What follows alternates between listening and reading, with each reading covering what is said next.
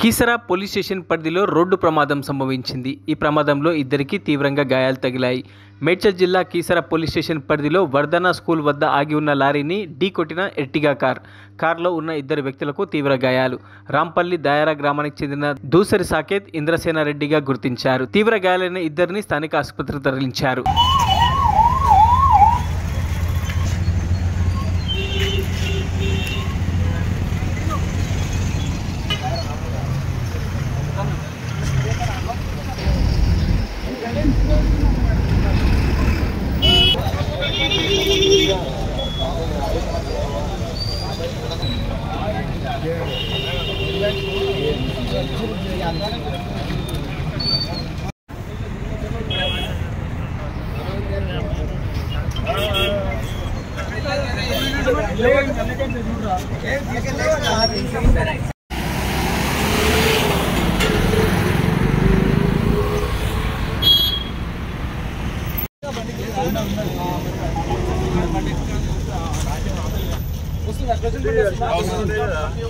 మరిన్ని అప్డేట్స్ కోసం మా ఛానల్ని సబ్స్క్రైబ్ చేయండి.